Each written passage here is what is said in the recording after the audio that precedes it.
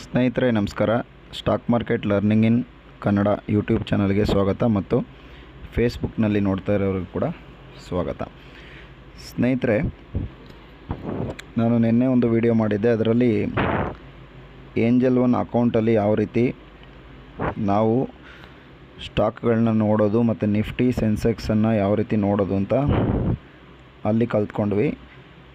ಇದು ಎರಡನೇ ವಿಡಿಯೋ. ಇದರಲ್ಲಿ ಒಂದು ಸ್ಟಾಕ್ ಒಳಗಡೆ ಯಾವ ರೀತಿ ಇರುತ್ತೆ, ಒಂದು ಸ್ಟಾಕನ್ನು ನಾವು ಓಪನ್ ಮಾಡಿದಾಗ ಅದರಲ್ಲಿ ಏನೇನು ಆಪ್ಷನ್ ಇರುತ್ತೆ, ಮತ್ತು ಆ ಸ್ಟಾಕ್ನ ಬೈ ಮಾಡೋದು ಹೇಗೆ ಮತ್ತು ಸೆಲ್ ಮಾಡೋದು ಹೇಗೆ, ಇದನ್ನು ಎರಡನ್ನೂ ಕೂಡ ಇವತ್ತಿನ ವಿಡಿಯೋದಲ್ಲಿ ನೋಡೋಣ. ಒಂದು ವಿಚಾರ ಏನಪ್ಪ ಅಂದರೆ, ಈ ರೀತಿ ಬೇಸಿಕ್ ವಿಡಿಯೋಗಳನ್ನ ಕೂಡ ನಾನು ಮಾಡ್ತಾಯಿರ್ತೀನಿ. ಅದ್ರ ಜೊತೆಗೆ ಅಡ್ವಾನ್ಸ್ಡ್ ಲೆವೆಲ್ ಯಾವುದು ಇಂಟ್ರಾಡೇದು ಕೂಡ ವಿಡಿಯೋ ಮಾಡ್ತಾಯಿರ್ತೀನಿ, ಆಪ್ಷನ್ಸ್ ವಿಡಿಯೋ. ದಯಮಾಡಿ ಆಪ್ಷನ್ಸ್ಗೆ ಯಾರೂ ಕೂಡ ತಲೆ ಕೆಡಿಸ್ಕೋಬೇಡಿ, ಯಾಕಂದರೆ ಆಪ್ಷನ್ನು ಇಂಟ್ರಾಡೇಯಲ್ಲಿ ತುಂಬ ಡೇಂಜರು. ಈಗ ಬೇಸಿಕ್ ವಿಡಿಯೋದಲ್ಲಿ ಲಾಂಗ್ ಟೈಮ್ ಇನ್ವೆಸ್ಟ್ಮೆಂಟ್ ಯಾರ್ಯಾರು ಯೋಚನೆ ಮಾಡ್ತಾಯಿದ್ದೀರಾ ಅಂಥವರು ಈ ವಿಡಿಯೋನ ಕಂಟಿನ್ಯೂ ಆಗಿ ನೋಡ್ಬೋದು. ಮತ್ತು ಬೇರೆ ಅದು ಆಪ್ಷನ್ಗೆ ಸಂಬಂಧಪಟ್ಟಾಗಿರುತ್ತೆ. ನಾನು ಇದರಲ್ಲಿ ಬೇಸಿಕ್ ವಿಡಿಯೋ ನಾನು ನಂಬರ್ ಹಾಕ್ತೀನಿ, ಬೇಸಿಕ್ ವಿಡಿಯೋ 1, 2, 3 ಅಂತ ಹಾಕ್ತೀನಿ, ಅದು ಕಂಟಿನ್ಯೂ ಇರುತ್ತೆ. ಮತ್ತು ಬೇರೆ ವಿಡಿಯೋಗಳಲ್ಲಿ ಅದಕ್ಕೆ ಅವತ್ತಿನ ಡೇಟ್ ಹಾಕಿರ್ತೀನಿ. ಓಕೆ, ಈಗ ಆಪ್ಷನ್ಸ್ದು ನಾಳೆ ಬೆಳಿಗ್ಗೆ ಒಂದು ವಿಡಿಯೋ ಮಾಡ್ತೀನಿ. ಇವತ್ತು ಮಾರ್ಕೆಟ್ ಹಾಲಿಡೇ ಇದೆ. ನಾಳೆ ಬೆಳಿಗ್ಗೆ ಮಾಡುವ ವಿಡಿಯೋಕ್ಕೆ ನಾನು ಅದಕ್ಕೆ ಡೇಟ್ ಹಾಕಿರ್ತೀನಿ. ಅದು ಅವತ್ತಿನ ಡೇಗೆ ಸಂಬಂಧಪಟ್ಟ ಸ್ಟ್ರಾಟಜಿಗಳು ಅದು ಇದೆಲ್ಲ ಇರುತ್ತೆ. ಬಟ್ ಇದು ಬೇಸಿಕಲ್ಲಿ ಕಲಿಯೋರಿಗೆ. ಈಗ ನಾನು ಯಾವ ರೀತಿ ಪ್ಲ್ಯಾನ್ ಮಾಡ್ತಾಯಿದ್ದೀನಿ ಅಂದರೆ, ಸ್ಟಾಕ್ ಮಾರ್ಕೆಟ್ ಬಗ್ಗೆ ಯಾರ್ಯಾರಿಗೆ ಕಲಿಬೇಕು ಅನಿಸುತ್ತೆ ಅಂಥವ್ರಿಗೆ ಸ್ವಲ್ಪ ಫ್ರೀಯಾಗಿ ಹೇಳ್ಕೊಡೋಣ ಅಂತ ನಾನು ಈಗ ಫೇಸ್ಬುಕ್ಕಲ್ಲಿ ಕೂಡ ವೀಡಿಯೋಗಳನ್ನ ಹಾಕ್ತಾಯಿರೋದು. ಈಗ ವೀಡಿಯೋ 1ನಲ್ಲಿ ಒಂದು ಸ್ವಲ್ಪ ವಿಚಾರಗಳನ್ನು ಕಲ್ತಿದ್ದೀರಾ. ನೆಕ್ಸ್ಟು ಹಾಗೆಯೇ ತುಂಬ ಬೇಸಿಕಲ್ಲಿ ಇನ್ನೇನೇನು ಕಲಿಬೇಕು, ಯಾರಾದರೂ ಇದು ಡಿಮ್ಯಾಟ್ ಅಕೌಂಟ್ ಮಾಡಿದ ತಕ್ಷಣ ಏನೇನು ಮಾಡ್ಬೋದು ಅಥವಾ ಏನೇನು ತಿಳ್ಕೊಬೋದು, ಆ ವಿಚಾರಗಳನ್ನು ಹೇಳ್ತಾ ಹೋಗ್ತಾಯಿರ್ತೀನಿ. ಅದು ಕೆಲವರಿಗೆ ಯೂಸ್ ಆಗ್ಬೋದು. ಮತ್ತು ಆಲ್ರೆಡಿ ಬೇರೆ ಕಡೆ ಕೋರ್ಸ್ ಮಾಡಿ ನಿಮಗೇನಾದರೂ ಆ ಕೋರ್ಸ್ನಲ್ಲಿ ಎಷ್ಟೇ ನೀವು ಕಲ್ತಿದ್ರು ಮತ್ತೆ ನಿಮಗೇನಾದರೂ ಲಾಸ್ ಆಗ್ತಿದೆ ಅಂದರೆ, ಅದಕ್ಕೆ ನಮ್ಮ ಆಪ್ಷನ್ಸ್ ವೀಡಿಯೋಸ್ ಏನೇನು ಬರುತ್ತೆ ಅದರಲ್ಲಿ ನೋಡಿದರೆ ನಿಮಗೆ ಸೊಲ್ಯೂಷನ್ ಸಿಗ್ಬೋದೇನೋ ಗೊತ್ತಿಲ್ಲ. ಅದು ನಿಮಗೆ ಯಾರಿಗೆ ಎಕ್ಸ್ಪೀರಿಯೆನ್ಸ್ ಇದೆ ಅಂಥವ್ರಿಗೆ ಅರ್ಥ ಆಗ್ಬೋದು. ಸದ್ಯಕ್ಕೆ ಬೇಸಿಕ್ ವಿಡಿಯೋದಲ್ಲಿ ಏನೂ ಗೊತ್ತಿಲ್ಲದಿರೋರಿಗೆ ಏನಾದರೂ ಯೂಸ್ ಆಗ್ಬೋದು. ಓಕೆ, ಈಗ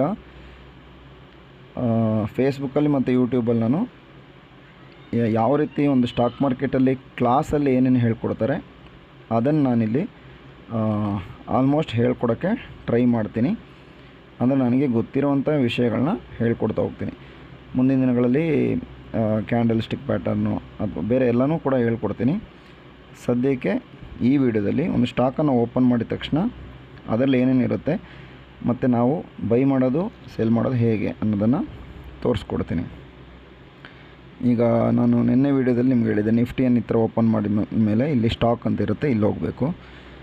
ಸ್ಟಾಕಲ್ಲಿ ಹೋದಾಗ ನಿಫ್ಟಿಯಲ್ಲಿರುವಂಥ ಸ್ಟಾಕ್ಗಳು ಕಾಣಿಸುತ್ತೆ. ಓಕೆ, ಇದರಲ್ಲಿ ಉದಾಹರಣೆಗೆ ಇವಾಗ ಒಂದು ಸ್ಟಾಕನ್ನು ಓಪನ್ ಮಾಡ್ತೀನಿ. ಈಗ ಇಲ್ಲಿ ಏಷ್ಯನ್ ಪೇಂಟ್ ಇದೆ. ಏಷ್ಯನ್ ಪೇಂಟನ್ನು ಓಪನ್ ಮಾಡ್ತೀನಿ. ಏಷ್ಯನ್ ಪೇಂಟ್ ಓಪನ್ ಮಾಡಿದಾಗ ಈ ರೀತಿ ಕಾಣಿಸ್ತಾ ಇರುತ್ತೆ. ಇದರಲ್ಲಿ ಚಾರ್ಟ್ಗೆ ಹೋಗೋಣ. ಓಕೆ, ಈಗ ಮಾರ್ಕೆಟ್ ರನ್ನಿಂಗ್ ಇಲ್ಲ, ಇವತ್ತು ರಜೆ ಇದೆ, ಹಾಗಾಗಿ ಇಲ್ಲೆಲ್ಲ 0 ಇದೆ. ಮಾರ್ಕೆಟ್ ರನ್ನಿಂಗ್ ಇದ್ದಾಗ ಇಲ್ಲಿ ಬೈಯರ್ಸು ಸೆಲ್ಲರ್ಸು ಅವರು ರೆಡಿ ಇರ್ತಾರೆ ತೊಗೊಳಕ್ಕೆ ಮಾರೋದಕ್ಕೆ. ನೋಡಿ, ಇಲ್ಲಿ ಬೈ ಸೆಲ್ ಅಂತ 2 ಆಪ್ಷನ್ಸ್ ಇದೆ. ಈಗ ಇಲ್ಲಿ ಚಾರ್ಟ್ಗೆ ಹೋಗೋಣ ಮೊದಲು. ಇದು ಏಷ್ಯನ್ ಪೇಂಟ್ ಚಾರ್ಟ್. ಇದು ಏಷ್ಯನ್ ಪೇಂಟ್ ಚಾರ್ಟಲ್ಲಿ ಇದು ಡೇ ಕ್ಯಾಂಡಲಲ್ಲಿದೆ. ಓಕೆ, ನಿಮಗೆ ಕಾಣಿಸ್ತಿರೋದು ಇವಾಗ ಡೇ ಕ್ಯಾಂಡಲು. ಓಕೆ, ಈ ಡೇ ಕ್ಯಾಂಡಲಲ್ಲಿ ಪ್ರೈಸು 2671.90 ಇದು ಇವಾಗ ಏಷ್ಯನ್ ಪೇಂಟಿನ ಒಂದು ಪ್ರೆಸೆಂಟ್ ಪ್ರೈಸು. ಓಕೆ, ಪ್ರೆಸೆಂಟ್ ಅಂದರೆ ಒಂದು ಶೇರನ್ನು ತೊಗೊಳ್ಬೇಕಂದ್ರೆ, ಏಷ್ಯನ್ ಪೇಂಟ್ದು ಒಂದು ಶೇರನ್ನು ತೊಗೊಳ್ಬೇಕಂದ್ರೆ 2671 ರೂಪಾಯಿ 90 ಬೇಕು. ಓಕೆ, ಈ ಸ್ಟಾಕ್ ಮಾರ್ಕೆಟ್ ಹೇಗೆ ವರ್ಕ್ ಆಗುತ್ತೆ ಅಂದರೆ, ಈಗ ನಮಗೆ 2671 ರೂಪಾಯಿ 90 ನಾವು ಬೈ ಮಾಡೋಕ್ಕೆ ರೆಡಿ ಇದ್ದೀವಿ ಅಂದರೆ ಅಲ್ಲಿ ಒಬ್ಬರು ಸೆಲ್ಲರ್ ಇರಬೇಕು. ಸೆಲ್ಲರ್ ಇದ್ದರೆ ಮಾತ್ರ ಬೈ ಮಾಡೋಕ್ಕಾಗುತ್ತೆ ಸ್ನೇಹಿತರೆ. ಸೆಲ್ಲರ್ ಇಲ್ಲ ಅಂದರೆ ಯಾವುದೇ ಕಾರಣಕ್ಕೂ ನಾವು ಬೈ ಮಾಡೋದಕ್ಕೆ ಆಗೋದಿಲ್ಲ. ಸೆಲ್ಲರ್ ಇಲ್ಲ ಅಂದರೆ ಅಲ್ಲೇ ಇರುತ್ತದು ಮಾರ್ಕೆಟು, ಆಯಿತಾ. ಸೆಲ್ಲರ್ ಡಿಸೈಡ್ ಮಾಡ್ತಾರೆ. ಸೆಲ್ಲರ್ ಅಂದರೆ ಆಲ್ರೆಡಿ ಯಾರ ಹತ್ರ ಶೇರ್ಸ್ ಇದೆಯೋ ಅವರೇ ಸೆಲ್ಲರ್. ಓಕೆ, ಯಾರು ಈಗ ಏಷ್ಯನ್ ಪೇಂಟ್ ನನಗೆ ಬೇಡ ಅಂತ ಸೆಲ್ ಮಾಡ್ತಾರೆ ಅವರಿಂದ ನಾವು ತಗೊಳ್ಬೇಕಾಗತ್ತೆ. ಓಕೆ, ಈಗ ತುಂಬ ಬೇಸಿಕ್ ವಿಡಿಯೋ ಆಗಿರೋದ್ರಿಂದ ನಾನು ಇಷ್ಟು ಡೀಟೇಲಾಗಿ ಹೇಳ್ಕೊಡ್ತಾಯಿದ್ದೀನಿ. ಯಾರು ಸೆಲ್ಲರ್ಸು ಅವರ ಶೇರ್ಗಳನ್ನು ಮಾರ್ತಾರೋ ಆಗ ನಾವು ತಗೊಳ್ಬೋದು. ಇದು ನಿಫ್ಟಿ 50 ಕಂಪನಿಗಳಲ್ಲಿ ಸಾಮಾನ್ಯವಾಗಿ ಸೆಲ್ಲರ್ಸ್ ಇದ್ದೇ ಇರ್ತಾರೆ, ಬೈಯರ್ಸ್ ಕೂಡ ಬರ್ತಾರೆ. ಆದರೆ ಚಿಕ್ಕ ಪುಟ್ಟ ಸ್ಟಾಕ್ಗಳಲ್ಲಿ ಸೆಲ್ಲರ್ಸು ಇದು ಏನು ಬೈಯರ್ಸ್ ಬರೋದೇ ಇಲ್ಲ. ಮತ್ತು ಸೆಲ್ಲರ್ ಕೂಡ ಯಾವ್ಯಾವುದೋ ಪ್ರೈಸ್ಗೆ ಸೆಲ್ ಮಾಡ್ತಾ ಇರ್ತಾರೆ. ಅಲ್ಲಿ ತುಂಬ ಪ್ರಾಬ್ಲಮ್ ಆಗುತ್ತೆ. ಆದರೆ ನಾವು ಇವತ್ತು ಈಗ 2671ಕ್ಕೆ ಒಂದು ಶೇರ್ ತೊಗೊಂಡ್ರು ಕೂಡ ನಾಳೆ ಮಾರಿದರೂ ಇಲ್ಲಿ ಬೈಯರ್ ಬರ್ತಾರೆ, ನಾಡಿದ್ದು ಮಾರಿದರೂ ಬರ್ತಾರೆ. ಕೆಲವು ಕಡೆ ಬರೋದಿಲ್ಲ, ನಾವು ತೊಗೊಂಡ್ಮೇಲೆ ಹಾಗೆ ಇಟ್ಕೋಬೇಕಾಗುತ್ತೆ. ಅದಕ್ಕೆ ನಿಫ್ಟಿ 50 ಸ್ಟಾಕ್ಗಳನ್ನ ಎಲ್ಲರೂ ಸಜೆಸ್ಟ್ ಮಾಡ್ತಾರೆ. ಈಗ ಇದರಲ್ಲಿ ಸ್ವಲ್ಪ ಅಬ್ಸರ್ವೇಷನ್ ಮಾಡೋಣ. ಏಷ್ಯನ್ ಪೇಂಟನ್ನು ತಗೊಂಡ್ರೆ ಏನಾಗುತ್ತೆ. ಓಕೆ, ಈಗ ನಾವು ಬೈ ಮಾಡಿದರೆ ಇಲ್ಲಿ ನೋಡಿ 2671 ಒಂದು ಶೇರ್ ತೊಗೋಬೇಕಂದ್ರೆ 2671 ರೂಪಾಯಿ ಬೇಕು. ಸಪೋಸ್ 2 ಶೇರ್ ತೊಗೋಬೇಕಂದ್ರೆ ಇಲ್ಲಿ ನೋಡಿ 5343 ರೂಪಾಯಿ 80 ಬೇಕು. ಈ ರೀತಿ ನಮಗೆ ಎಷ್ಟು ಲಾಟ್ ಬೇಕೋ ಅದನ್ನು ಇಲ್ಲಿ ಹಾಕ್ಕೊಂಡು ನೆಕ್ಸ್ಟ್ ಇಲ್ಲಿ ಬೈ. ಒಂದು ನಿಮಿಷ,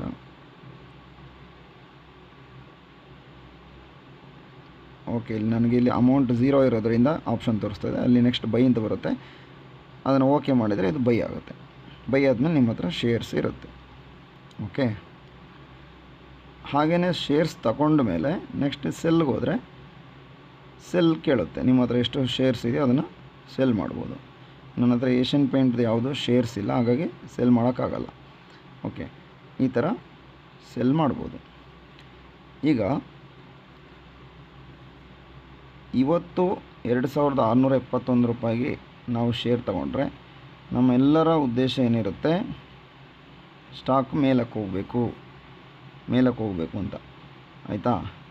ಆದರೆ ನಿಮಗೆಲ್ಲ ಗೊತ್ತಿದೆ, ಸ್ಟಾಕ್ ಮಾರ್ಕೆಟಲ್ಲಿ ದುಡ್ಡು ಹಾಕಿದರೆ ಮೇಲಕ್ಕೆ ಮಾತ್ರ ಹೋಗಲ್ಲ, ಕೆಳಗೆ ಬರುತ್ತೆ ಅನ್ನೋದು ಸಾಮಾನ್ಯ ಎಲ್ಲರಿಗೂ ಗೊತ್ತು. ಓಕೆ, ಅದಕ್ಕೆ ಉದಾಹರಣೆ ಏನಪ್ಪ ಅಂದರೆ ಈ ಕಡೆ ನೋಡೋಣ. ಸ್ವಲ್ಪ ಚಾರ್ಟ್ ನಾನು ಈ ಕಡೆ ತೊಗೊಬರ್ತೀನಿ. ಇಲ್ಲಿ ನೋಡಿ, ಯಾವುದೋ ಒಂದು ಯಾವ ಟೈಮು ಇಲ್ಲಿ ಈ ಪಾಯಿಂಟಲ್ಲಿ ಇಟ್ಟಿದ್ದೀನಿ. 2979 ರೂಪಾಯಲ್ಲಿ ಶೇರ್ ಇತ್ತು. Date 4 December 4, 2025ಕ್ಕೆ. ಹಿಂದಿನ ವರ್ಷ ಡಿಸೆಂಬರಲ್ಲಿ 2979 ರೂಪಾಯಲ್ಲಿ ಪ್ರೈಸ್ ಇತ್ತು. ಈಗ 2671ಕ್ಕೆ ಬಂದಿದೆ. ಅಂದರೆ ಆವಾಗ ಯಾರಾದರೂ ಏಷ್ಯನ್ ಪೇಂಟಲ್ಲಿ ಶೇರ್ ತೊಗೊಂಡಿದ್ರೆ ಅವ್ರಿಗೆ ಇವಾಗ 2671 ಲಾಸ್ ಎಷ್ಟು ಅಂತ ನಿಮ್ಗೆ ಗೊತ್ತಾಯ್ತಲ್ವ. 671, 771, 871, 971, ಒಂದು 300 ರೂಪಾಯಿ ಪ್ರತಿ ಒಂದು ಶೇರ್ಗೆ 300 ರೂಪಾಯಿ ಲಾಸ್ ಆಗುತ್ತೆ. ಓಕೆ, ಅಂದರೆ ತುಂಬ ದೊಡ್ಡ ಲಾಸ್ ಅದು. ಯಾಕಂದರೆ ಯಾರು ಒಂದು ಶೇರ್ಸನ್ನು ತಗೊಳ್ಳೋದಿಲ್ಲ. ಏನು ಮಾಡ್ತಾರೆ, 20, 30, 50 ಈ ಥರ ತೊಗೊಂಡಿರ್ತಾರೆ 1 ಲಕ್ಷಕ್ಕೆ 2 ಲಕ್ಷಕ್ಕೆ. ಆವಾಗ ಲಾಸ್ ಕೂಡ ದೊಡ್ಡದಾಗಿರುತ್ತೆ. ಇದು ಸ್ಟಾಕ್ ಮಾರ್ಕೆಟ್ಲಿ ಆಗೋ ಲಾಸ್. ಈಗ ಅಲ್ಲಿ ತಗೊಂಡವರು ಇಷ್ಟು ಕೆಳಗಡೆ ಬಂದರೂ ಅದನ್ನು ಮಾರದೆ ಸುಮ್ಮನೆ ಇರ್ತಾರೆ. ಕೆಲವರು ಇಲ್ಲೆಲ್ಲ ಮಾರಿಬಿಡ್ತಾರೆ. ಈ ಪ್ಲೇಸ್ಗೆ ಬಂದಾಗೆಲ್ಲ ಸಾಕಪ್ಪ ಲಾಸ್ ಮಾಡ್ಕೊಂಡು ಮಾರ್ತಾರೆ. ಕೆಲವರು ಮಾರ್ಕೆಟ್ ಬಗ್ಗೆ ಅನಾಲಿಸಿಸ್ ಮಾಡಿಕೊಂಡು ಅವ್ರಿಗೆ ನಂಬಿಕೆ ಇದ್ದರೆ, ಏಷ್ಯನ್ ಪೇಂಟ್ ಸ್ಟಾಕ್ ಮೇಲೆ ನಂಬಿಕೆ ಇದ್ದರೆ ಅದನ್ನು ಹಾಗೇ ಹೋಲ್ಡ್ ಮಾಡಿ ಇನ್ನೂ ಹೋಲ್ಡ್ ಮಾಡ್ತಾನೆ ಇರ್ತಾರೆ. ಓಕೆ, ಇದು ಮೇಲ್ಗಡೆ ತಗೊಂಡಿರೋರಿಗೆ ಹೇಳ್ತಾ ಇರೋದು ಇಲ್ಲಿ ಡಿಸೆಂಬರ್ 4ಕ್ಕೆ. ಓಕೆ, ಅವ್ರಿಗೆ ಈಗ ಟೆನ್ಷನ್ ಇದೆ. ಓಕೆ, ಈಗ ಇನ್ನೂ ಹಿಂದಕ್ಕೆ ಹೋಗೋಣ.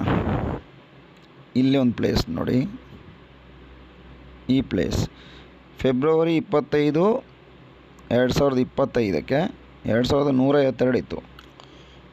ಈಗ 600ರಲ್ಲಿದೆ. ಮೇಲೆ ಹೋಗಿತ್ತು ಮತ್ತು ಕೆಳಗಡೆ ಬಂದರೂ ಕೂಡ ಈಗ ಅವ್ರು ಪ್ರಾಫಿಟಲ್ಲೇ ಇದ್ದಾರೆ. ಅಂದರೆ ಇಲ್ಲಿ ಬೈ ಮಾಡಿದವರೆಲ್ಲ ಪ್ರಾಫಿಟಲ್ಲಿದ್ದಾರೆ. ಈಗ ಇಲ್ಲಿ ಬೈ ಮಾಡಿದವ್ರು ಯಾರ್ಯಾರು ಇರ್ತಾರೆ ಅವರೆಲ್ಲ ಮಾರಕ್ಕೆ ರೆಡಿ ಇರ್ತಾರೆ. ಅವ್ರಿಗೆ ಯಾವಾಗ ಬೇಕೋ ಅವ್ರು ಮಾರ್ತಾರೆ, ಆಯಿತಾ. ಮೇಲ್ಗಡೆ ಇರೋರು ಮಾರಕ್ಕೆ ಹೋಗಲ್ಲ. ಹಾಗೆ ಈ ರೀತಿಯೆಲ್ಲ ಸ್ಟಾಕ್ ಮಾರ್ಕೆಟಲ್ಲಿ ವಿಷಯಗಳಿರುತ್ತೆ. ಅಂದರೆ ಮೇಲ್ಗಡೆ ತೊಗೊಂಡಿರೋನು ಲಾಸ್ ಮಾಡ್ಕೊಂಡು ಮಾರಿದರೆ ಮಾರ್ತಾನೆ, ಇಲ್ಲ ಅಂದರೆ ಅವ್ನು ಮಾರೋದೇ ಇಲ್ಲ. 1 ವರ್ಷ 2 ವರ್ಷ ಕಾಯ್ತಾನೆ. ಕಾಯುವ ಪೇಷನ್ಸ್ ಇದ್ದರೆ ಮತ್ತು ಆ ಸ್ಟಾಕ್ ಬಗ್ಗೆ ಅಷ್ಟು ಅನಾಲಿಸಿಸ್ ಮಾಡಿದರೆ ಮಾತ್ರ ಅವ್ನು ಕಾಯ್ತಾನೆ, ಇಲ್ಲಾಂದರೆ ಲಾಸ್ ಮಾಡ್ಕೊಂಡು ಹೋಗ್ಬಿಡ್ತಾನೆ. ಯಾರು ಕಾಯ್ತಾರೆ ಅಂದರೆ ಸ್ಟಾಕ್ ಮಾರ್ಕೆಟಲ್ಲಿ ತುಂಬ ಚೆನ್ನಾಗಿ ಪಳಗಿರೋರು ಮತ್ತು ದುಡ್ಡಿರೋರು, ಬ್ಯಾಕ್ಗ್ರೌಂಡ್ ದುಡ್ಡಿರಬೇಕು ಅವ್ರ ಹತ್ರ, ಅವರೆಲ್ಲ ಕಾಯ್ತಾ ಇರ್ತಾರೆ. ಕೆಲವ್ರು ಏನು ಮಾಡ್ತಾರೆ, ಈಗ ಕೆಳಗಡೆ ಬಂದಾಗ ತೊಗೊಳ್ತಾರೆ. ಮಾರ್ಕೆಟಲ್ಲಿ ಕೆಳಗಡೆ ಬಂದಾಗ ಪರ್ಚೇಸ್ ಮಾಡ್ತಾರೆ, ಮೇಲೆ ಹೋದಾಗ ಮಾರ್ತಾರೆ, ಆಯಿತಾ. ಈ ರೀತಿ ಈ ಸ್ಟಾಕ್ ವರ್ಕ್ ಆಗುತ್ತೆ.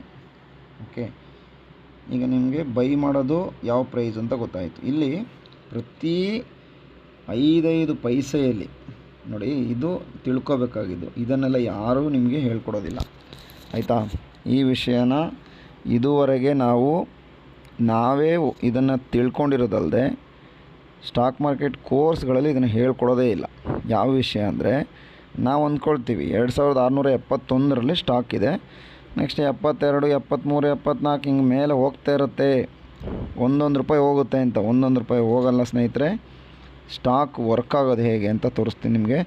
ನಾನು ಆನ್ಲೈನಲ್ಲಿ ಒಂದು ಸಲ ಬೇಸಿಕ್ ವೀಡಿಯೋ ಮಾಡ್ತೀನಿ, ಆವಾಗ ನಿಮ್ಗೆ ಭಾರಿ ನೀಟಾಗಿ ಅರ್ಥ ಆಗುತ್ತೆ. ನೋಡಿ, ಇಲ್ಲಿ ಏನು ಮಾಡಿದ್ದಾರೆ, ಈಗ ಸದ್ಯಕ್ಕೆ ಇಲ್ಲಿ ಕ್ಲೋಸ್ ಆಗಿದೆ 2671.90 ಅಂತಿದೆ.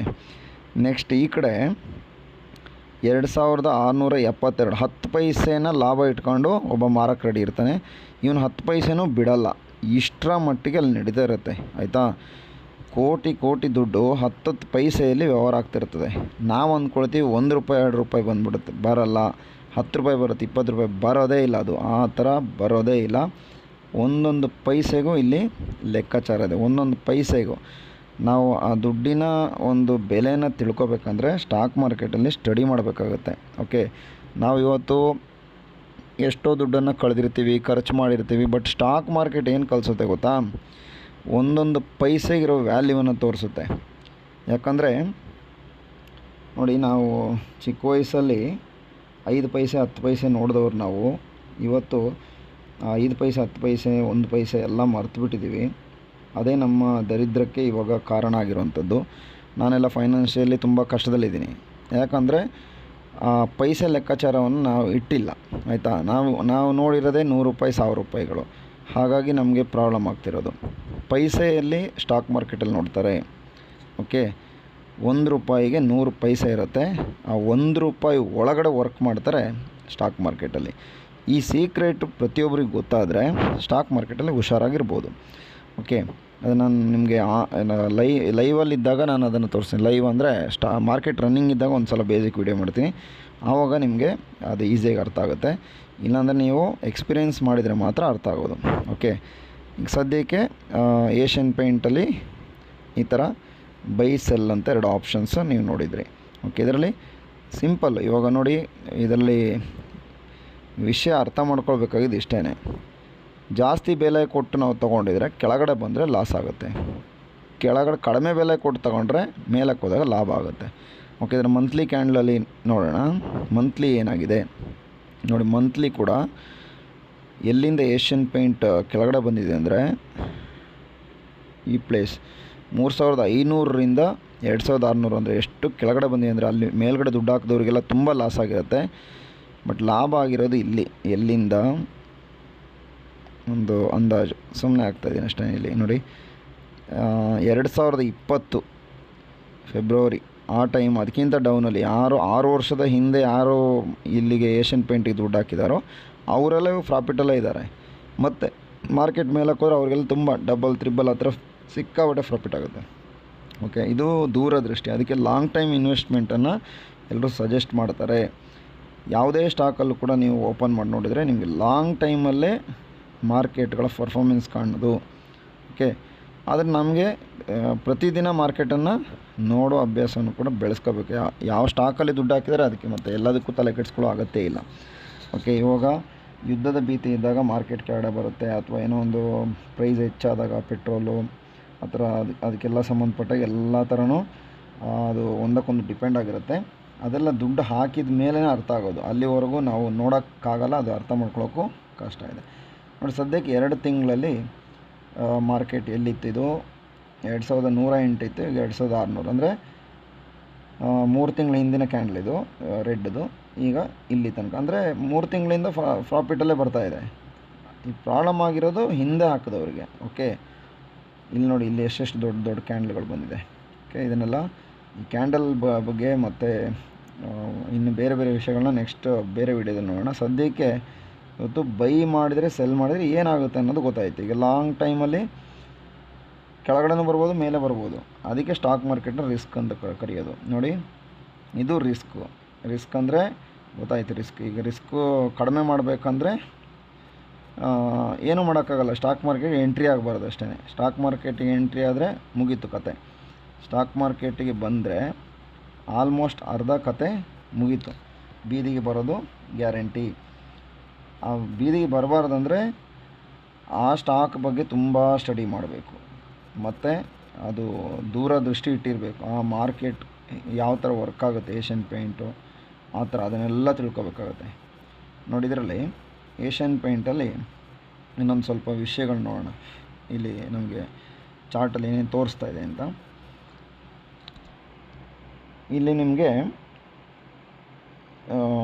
ಮೇಯ್ನ್ ಬೇಕಾಗಿರೋದು ಮಾರ್ಕೆಟ್ ಕ್ಯಾಪ್ ನೋಡಿ, ಇಲ್ಲಿ 2,55,842 ಕೋಟಿ. ಓಕೆ, 2,50,000 ಅಲ್ವಾ? 2,50,000 ಕೋಟಿ ಮಾರ್ಕೆಟ್ ಕ್ಯಾಪ್ ಇದೆ, ಅಂದರೆ ಅಷ್ಟು ದುಡ್ಡು ಅಲ್ಲಿದೆ ಅಂತ ಅರ್ಥ. ಓಕೆ, ಈಗ ಇದರ ವ್ಯಾಲ್ಯೂನಲ್ಲಿರೋದು. ಈಗ ನಾಳೆ ಒಂದು ರೂಪಾಯಿ ಕಮ್ಮಿ ಆದರೆ ಇದು ಕೂಡ ಕಮ್ಮಿ ಆಗುತ್ತೆ, ಆ ಥರದ್ದು ಬರ್ತಾ ಇರುತ್ತೆ.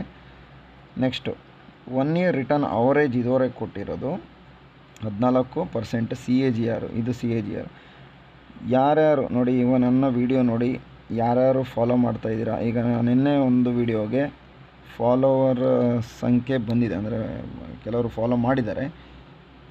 ಹಳಬ್ರು ಎಲ್ಲ ನನ್ನ ಇದು ಏನೋ ಮಾಮೂಲಿ ಪರಿಚಯ ಅಂತ ಫಾಲೋ ಮಾಡಿದ್ದಾರೆ. ಇವಾಗ ಅನ್ನೊಂದು ವಿಡಿಯೋ, ಅಂದರೆ ಬೇರೆ ಕಡೆಯೂ ಕೂಡ ವಿಡಿಯೋ ಹೋಗ್ತಾಯಿದೆ, ಯಾರೋ ಬೇರೆಯವರೊಬ್ಬರು ಫಾಲೋ ಮಾಡಿದ್ದಾರೆ, ಆಯಿತಾ?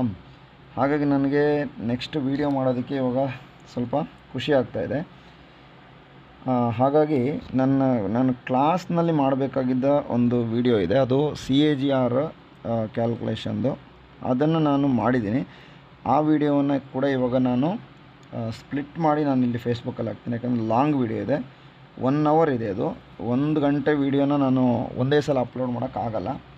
ಅದನ್ನು ನಾನು ಸ್ಪ್ಲಿಟ್ ಮಾಡಿ ಹಾಕ್ತೀನಿ. CAGRನ ನೀವು ಕಲ್ತ್ಕೊಂಡ್ರೆ ಇಲ್ಲಿ ನೋಡಿ 14.79% 1 ಇಯರ್ ರಿಟರ್ನ್, ಸಾರಿ ನಾನು ಆಲ್ ಟೈಮ್ ರಿಟರ್ನ್ ಅಂದರೆ 1 ಇಯರ್ ರಿಟರ್ನ್ ಇದೆ. ಈ ರಿಟರ್ನ್ಸ್ ಬಗ್ಗೆ ಕಲ್ತ್ಕೊಂಡ್ರೆ ಮಾತ್ರ, CAGR ಅರ್ಥ ಆದರೆ ಸ್ಟಾಕ್ ಮಾರ್ಕೆಟಿಗೆ ಆರಾಮಾಗಿ ಬರ್ಬೋದು. CAGR ಅರ್ಥ ಆಗಿಲ್ವಾ, ಸ್ಟಾಕ್ ಮಾರ್ಕೆಟಿಗೆ ನೋ ಎಂಟ್ರಿ. ಅದಕ್ಕೆ ನಾನು ಈಗ ಫ್ರೀಯಾಗಿ CAGR ವಿಡಿಯೋವನ್ನು ಸ್ಪ್ಲಿಟ್ ಮಾಡಿ ಹಾಕ್ತೀನಿ. ಓಕೆ, ಆಮೇಲೆ ನಾನು ಫ್ರೀ ಅಂದ ತಕ್ಷಣ ನಾನು ಬೇರೆ ವೀಡಿಯೋಕ್ಕೆಲ್ಲ ದುಡ್ಡು ತೊಗೊಳ್ತೀನಿ ಅಂತಲ್ಲ, ಅದು ನಂದು ಪ್ಲ್ಯಾನಿಂಗ್ ಬೇರೆ ಇದೆ. ಓಕೆ, ನಂದು ಏನು ಪ್ಲ್ಯಾನಿಂಗ್ ಅಂದರೆ ಅಡ್ವಾನ್ಸ್ಡ್ ಲೆವೆಲ್ ಯಾರು ಕಲಿಬೇಕು. ಯಾಕಂದರೆ ನಾನು ಆಪ್ಷನ್ಸಲ್ಲಿ ದುಡ್ಡು ತೊಗೊಂಡೇ ಮಾಡಬೇಕಂತಿರೋದು. ಯಾಕಂದರೆ ಅವೆಲ್ಲ ದುಡ್ಡು ಕೊಟ್ಟೆ ಕಲ್ತಿರೋದು. ಬೇಸಿಕನ್ನು ಅದು ಕೂಡ ದುಡ್ಡು ಕೊಟ್ಟೆ ಕಲ್ತಿರೋದು, 9,000 ರೂಪಾಯಿ ಕೊಟ್ಟು ಕಲ್ತಿರೋದು ನಾನು. ಬಟ್ ಆ 9,000ದಲ್ಲಿ ಅದು 9,000 ನಾಲೆಡ್ಜ್ ಅಲ್ಲ, 2 ಲಕ್ಷಕ್ಕಿಂತ ಆಚೆ ನಾನು ಮಾರ್ಕೆಟಲ್ಲಿ ವರ್ಕ್ ಮಾಡಿದ್ದೀನಿ. ಹಾಗಾಗಿ ನನ್ನ ಫ್ರೀ ಕ್ಲಾಸ್ ವ್ಯಾಲ್ಯೂ ಬಂದು 2 ಲಕ್ಷದ ವ್ಯಾಲ್ಯೂ.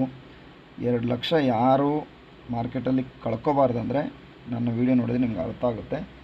ಓಕೆ, ಇಲ್ಲ ಅಂದರೆ ನೀವೇ ಹೊಸದಾಗಿ ಬೇರೆ ಕಡೆ ಕ್ಲಾಸ್ ತೊಗೊಂಡು ನೀವೇ ಎಲ್ಲ ಇನ್ವೆಸ್ಟ್ ಮಾಡಿಕೊಂಡು ಹೋಗ್ತೀರಾ ಅಂದರೆ ನಿಮ್ಮ ರಿಸ್ಕ್ ಇರ್ತದೆ. ನಾನು ರಿಸ್ಕನ್ನು ಕಡಿಮೆ ಮಾಡೋದನ್ನು ಹೇಗೆ ಅಂತ ಹೇಳ್ಕೊಡ್ಬೋದು. ಅದಕ್ಕೆ ಹೇಳ್ತಿರೋದು, ನಾನು 9,000 ರೂಪಾಯಿ ಕಲ್ತಿದ್ರು ಕೂಡ 2 ಲಕ್ಷದ ವ್ಯಾಲ್ಯೂ ಅಷ್ಟು ವರ್ಕನ್ನು ನಾನು ಸ್ಟಾಕ್ ಮಾರ್ಕೆಟಲ್ಲಿ ಮಾಡಿದ್ದೀನಿ. ಹಾಗಾಗಿ CAGR ವೀಡಿಯೋನ ಚೆನ್ನಾಗಿ ಅರ್ಥ ಮಾಡಿಕೊಂಡು ನಾನು ಅದೊಂದು ವೀಡಿಯೋ ಮಾಡಿದ್ದೀನಿ. ಅದನ್ನು ನೀವು ಅರ್ಥ ಮಾಡಿಕೊಂಡ್ರೆ ಸ್ಟಾಕ್ ಮಾರ್ಕೆಟಿಗೆ ಹೊಸದಾಗಿ ಬರೋರಿಗೆ ಸ್ವಲ್ಪ ಈಸಿ ಆಗ್ತದೆ. ಆಲ್ರೆಡಿ ಸ್ಟಾಕ್ ಮಾರ್ಕೆಟಲ್ಲಿ ಚೆನ್ನಾಗಿ ಕಲ್ತಿರೋರಿಗೆ ಈಗ ನಾನು ಹೇಳುವಂಥ ಈ ಬೇಸಿಕ್ ವೀಡಿಯೋಗಳು ಯಾವುದು ಬೇಕಾಗಿಲ್ಲ. ಯಾಕಂದರೆ ಈ CAGR ಅವ್ರಿಗೂ ಗೊತ್ತು, ಯಾವ ಥರ ವರ್ಕ್ ಆಗೋದು ಗೊತ್ತು, ಬೈ ಮಾಡಬೇಕಾ, long time investment, mutual fund ಎಲ್ಲ ಗೊತ್ತಿದೆ. ಓಕೆ, ಅವರಿಗೆಲ್ಲ ಪ್ರಯೋಜನ ಆಗೋಲ್ಲ. ಸದ್ಯಕ್ಕೆ 1 ಇಯರ್ ರಿಟರ್ನ್ 14 ಇದೆ ಇದರಲ್ಲಿ ತೋರಿಸ್ತಾ ಇದೆ. ನೆಕ್ಸ್ಟು ಸದ್ಯಕ್ಕೆ ಇಲ್ಲಿ ನಿಮಗೆ ಈಗ ಸದ್ಯಕ್ಕೆ ಇನ್ನೇನು ಬೇಕಾಗಿರೋದು ಅಂದರೆ, ಸದ್ಯಕ್ಕೆ ಇದರಲ್ಲಿ ಈಗಿನ ಈ ವಿಡಿಯೋಕ್ಕೆ ಸಂಬಂಧಪಟ್ಟಾಗ ಇನ್ನೇನು ವಿಷಯಗಳು ಬೇಡ. ಇದೊಂದು ಮಾರ್ಕೆಟ್ ಕ್ಯಾಪ್ ಅಂದರೆ ಎಷ್ಟು ದುಡ್ಡಿದ್ದರೆ ಆ ಕಂಪನಿ ಸೇಫ್ ಅನ್ನೋದಕ್ಕೆ ಇದು ಹೇಳ್ತಾ ಇದ್ದೀನಿ. ಕೆಲವೆಲ್ಲ ಕಡಿಮೆ ಇರುತ್ತೆ, 1000ದಲ್ಲಿರುತ್ತೆ, ಲಕ್ಷದಲ್ಲಿರುತ್ತೆ, ಆಯಿತಾ. ಅದು ಲಕ್ಷಕ್ಕಿಂತ ಕಡಿಮೆ ಇರುತ್ತೆ, ಅದೆಲ್ಲ ಸ್ವಲ್ಪ ಡೇಂಜರ್. ಚಿಕ್ಕ ಚಿಕ್ಕ ಸ್ಟಾಕ್ಗಳಂತೆ ಏಷ್ಯನ್ ಪೇಂಟ್ ಒಂದು ಸ್ಟ್ರಾಂಗ್ ಸ್ಟಾಕ್, ಹಾಗಾಗಿ ಮಾರ್ಕೆಟ್ ಕ್ಯಾಪನ್ನು ನೋಡಬೇಕು ಫಸ್ಟು, ರಿಟರ್ನನ್ನು ಕೂಡ ನೋಡಬೇಕು. ಇಲ್ಲಿ ನೋ ಮೋರ್ ಅಂತೆ, ಅದನ್ನು ಕ್ಲಿಕ್ ಮಾಡ್ತಾಯಿದ್ದೀನಿ. ಅದರಲ್ಲಿ ನಿಮಗೆ ಸೆಕ್ಟರ್ ರಿಟರ್ನ್ ಅಂದರೆ ಅದು ಪೇಂಟ್ಸ್ ಸೆಕ್ಟರಲ್ಲಿ 7% ಕೊಟ್ಟಿದೆ, ಬೇರೆ 8% ಕೊಟ್ಟಿರೋದು ಬೇರೆ ಯಾವುದೋ ಒಂದು ಸ್ಟಾಕ್, ಇದು 7% ಕೊಟ್ಟಿದೆ ಅಂತ ಅರ್ಥ. ನೆಕ್ಸ್ಟ್ ಇದರಲ್ಲಿ ಇಲ್ಲಿ ನೋಡಿ, ಇದು ಕೂಡ main share holding patterns. Share holding patterns ಅಂದರೆ ಇದರಲ್ಲಿ ನೋಡಿ 52% ಪ್ರಮೋಟರ್ಸ್ ಅಂದರೆ ಯಾರು ಏಷ್ಯನ್ ಪೇಂಟ್ಸಲ್ಲಿ ಅತ್ಯಧಿಕ ಹೋಲ್ಡ್ ಕಂಪ್ನಿಯವ್ರದ್ದು ಸ್ಟಾಕ್ ಇದೆ ಅಂತ, ಅವ್ರದ್ದು 52% ಇದೆ. ಒಂದು ಕಂಪ್ನಿ ಬೇರೆ ಥರ ಇರುತ್ತೆ. ಇದರಲ್ಲಿ FII ಅಂದರೆ ಇವರು ಫಾರಿನ್ ಇನ್ಸ್ಟಿಟ್ಯೂಷನ್ಸ್ ಅಂದರೆ ಬೇರೆ ದೇಶದವರು, ಬೇರೆ ದೇಶದಿಂದ ಇಲ್ಲಿಗೆ ಹಾಕಿರೋ ದುಡ್ಡು. ಮ್ಯೂಚುವಲ್ ಫಂಡ್ ಅವರು ದುಡ್ಡು ಹಾಕಿದ್ದಾರೆ 11%, ಇನ್ಸೂರೆನ್ಸ್ ಕಂಪನಿಯವರು ಹಾಕಿದ್ದಾರೆ, ಅದರು ನಾನ್ ಇನ್ಸ್ಟಿಟ್ಯೂಷನ್ಸ್. ಓಕೆ, ಇವರೆಲ್ಲ ಸೇರಿ ಇದರಲ್ಲಿ ನಾವೆಲ್ಲ ಅದರಲ್ಲಿ ಬರ್ತೀವಿ, ಅದರ್ಸಲ್ಲಿ ಬರ್ತೀವಿ. ಓಕೆ, ಅಥವಾ ನಾನ್ ಇನ್ಸ್ಟಿಟ್ಯೂಷನ್ಗಳು ಕೂಡ ಬರ್ಬೋದು. ಯಾರು ರೀಟೇಲರ್ಸ್ ಅಂತ ಹೇಳ್ತೀವಿ, ಅದು ಇಲ್ಲಿ ಕೊಟ್ಟಿಲ್ಲ ಆಪ್ಷನ್ಸು. ರೀಟೇಲರ್ಸ್ ಅಂದರೆ ನಮ್ಮಂಥವರು ಸಾಮಾನ್ಯದವರು, ಅಂದರೆ ಕಡಿಮೆ ದುಡ್ಡು ಇನ್ವೆಸ್ಟ್ ಮಾಡೋರು, ಆಯಿತಾ, ಅವರೆಲ್ಲ ಯಾವುದು ರೀಟೇಲರ್ಸ್ ಅಂತ ಹೇಳ್ತೀವಿ. ಓಕೆ, ಸದ್ಯಕ್ಕೆ ಇದೆಲ್ಲ ಬೇರೆಯವರೆಲ್ಲ ಜಾಸ್ತಿ ದುಡ್ಡು ಹಾಕಿರ್ತಾರೆ. ಇಲ್ಲಿ 52%, ಅದು ನಾವು ಬೇರೆ ಸ್ಟಾಕಲ್ಲಿ ಈ ಥರ ನೋಡಿದಾಗ ಗೊತ್ತಾಗುತ್ತೆ. 52% ಅವ್ರದ್ದು ಇನ್ನೂ ಜಾಸ್ತಿ ಆಗ್ತಾಯಿದ್ರೆ ಕಂಪ್ನಿಯವ್ರಿಗೆ ಅವ್ರ ಕಂಪ್ನಿ ಮೇಲೆ ನಂಬಿಕೆ ಇದೆ ಅಂತ ಅರ್ಥ. 52% ಕಡಿಮೆ ಆಗ್ತಿದ್ರೆ ಅವ್ರ ಕಂಪ್ನಿ ಮೇಲೆ ಅವ್ರಿಗೆ ಡೌಟ್ ಇದೆ ಅಂತ ಅರ್ಥ. ಅದೆಲ್ಲ ನಿಮಗೆ ಮುಂದೆ ಗೊತ್ತಾಗ್ತದೆ, ಇನ್ವೆಸ್ಟ್ಮೆಂಟ್ ಮಾಡಿದ ಮೇಲೆ ಅದೆಲ್ಲ ಜಾಸ್ತಿ ಅರ್ಥ ಆಗೋದು. ಸದ್ಯಕ್ಕೆ ಅದಕ್ಕಿಂತ ಮೊದಲು ಇದನ್ನೆಲ್ಲ ನೋಡ್ಕೊಳ್ಳೋದು ಭಾಳಷ್ಟು ಬೆಟರು. ಓಕೆ, ಸದ್ಯಕ್ಕೆ ಇಲ್ಲಿ ಸಾಕು, ಇಷ್ಟು ಇವತ್ತಿಗೆ ಸಾಕು. ಇದು ಫಂಡಮೆಂಟಲಲ್ಲಿ ಇಷ್ಟೇ ಹೇಳಿರೋದು. ನೆಕ್ಸ್ಟ್ ಟೆಕ್ನಿಕಲ್ಲು ಡಿರೈವೇಟಿವ್ಸ್ ಎಲ್ಲ ಮುಂದೆ ನೋಡೋಣ. ಓಕೆ ಸ್ನೇಹಿತರೆ, ಇವತ್ತು ಬೇಸಿಕ್ ವೀಡಿಯೋದಲ್ಲಿ ಒಂದು ಸ್ಟಾಕಲ್ಲಿ ಬೈ ಮಾಡೋದು ಮತ್ತು ಬೈ ಮಾಡಿದರೆ ಯಾವ ಪ್ರೈಸಿಗೆ ತೊಗೊಂಡಿರ್ತೀವಿ, ಕೆಳಗಡೆ ಬಂದರೆ ಏನಾಗುತ್ತೆ, ಮೇಲೆ ಹೋದರೆ ಏನಾಗುತ್ತೆ ಅನ್ನೋದು ಜಸ್ಟ್ ನೋಡಿದ್ದೀವಿ. ಮುಂದಿನ ವೀಡಿಯೋದಲ್ಲಿ ಬೇರೆ ವಿಷಯಗಳನ್ನ ನೋಡೋಣ. ವಿಡಿಯೋ ಇಷ್ಟ ಆದರೆ ಲೈಕ್ ಮಾಡಿ, ಫಾಲೋ ಮಾಡಿ. ಆಮೇಲೆ ಯೂಟ್ಯೂಬಲ್ಲಿ ಕೂಡ ಇದನ್ನು ಹಾಕ್ತಾಯಿದ್ದೀನಿ, ಮತ್ತು ಯೂಟ್ಯೂಬಲ್ಲಿ ಬೇರೆ ವೀಡಿಯೋಗಳು ಕೂಡ ಬರುತ್ತೆ, ಯಾವುದು ಆಪ್ಷನ್ಸ್ ಸಂಬಂಧಪಟ್ಟಿರೋದು. ಓಕೆ, ಮುಂದೆ ಇನ್ನು ಬೇರೆ ವಿಷಯಗಳನ್ನ ನೆಕ್ಸ್ಟ್ ವೀಡಿಯೋಗಳಲ್ಲಿ ಮಾತಾಡೋಣ. ಧನ್ಯವಾದಗಳು.